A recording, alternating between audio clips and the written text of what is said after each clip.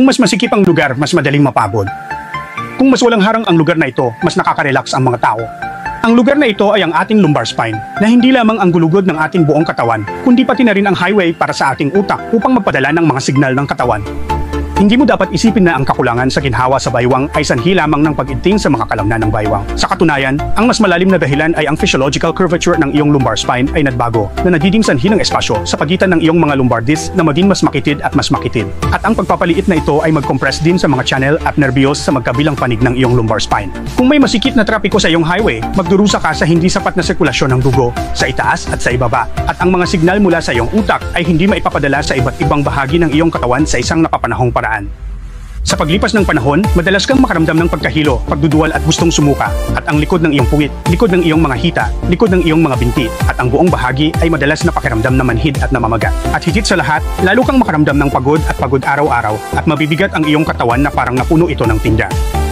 Sa katunayan, lahat ay magkakaroon ng problema sa kanyang baywang kapag siya ay tumanda. Ngunit ang paunahing punto ay, maaari ba nating sanayin ang ating baywang upang maging mas magaan at mas flexible muli? Ang sagot ay syempre, ngunit tiyak na hindi ito nangangahulugan na magagawa mo ito sa pamamagitan lamang ng pagpihit, pagpindot, tapik o paghampas dito o sa pamamagitan ng pagpunta sa isang massage parlor para sa masahe. Dahil ang mga pamamaraan na ito ay maaari lamang pansamantalang i-relax ang mga kalamnan sa ibabaw ng ating baywang at hindi talaga malulutas ang iyong mga problema sa baywang mula sa ugat. Kaya kung gusto mo talagang gawing relax at komportable ang iyong baywang, magagawa mo lamang ito sa pamamagitan ng paggamit ng parang ito. Ang unang hakbang ay i-stretch at i-relax ang tense na muscles sa ating baywang at likod para hindi na sila matigas at masakit. Pagkatapos ang pangalawang hakbang ay ibalik ang ating lumbar spine sa isang normal na physiological curvature. Buksan ang ating mga channel at sirkulasyon at pagkatapos ay malulutas ang problema. Ngayon ay ibabahagi ko sa iyo ang dalawang pinakamahusay na pagsasanay para sa pagpapanatili at pag-ehersisyo ng iyong baywang ng walang reserbasyon. Hindi kalabisan na sabihin na marami sa akin nasa katanghariang gulang at matatandang mga kaibigan ang nakadama ng kanilang mga baywang na agad na lumuwag pagkatapos ng pagsasanay nito ng isang beses. Ang mga miyembro ng pamilya na gustong matutunan ito ay maaaring mag-click sa gusto at i-save ito at ipasa ito sa mga miyembro ng pamilya sa kanilang paligid na may mga problema sa likod upang mag-ehersisyo ng magkasama. Una, para sa unang paggalaw, lumuhod kami sa kama. Tinitiyak na ang aming mga puwit ay malapit sa aming mga takong. Pagkatapos nito, suportahan ang aming mga kamay sa harap namin. Pagkatapos ay dahan-dahang iunat ang aming mga kamay pasulong. Habang nag-uunat, ang iyong buong katawan ay dahan-dahang idiin pababa.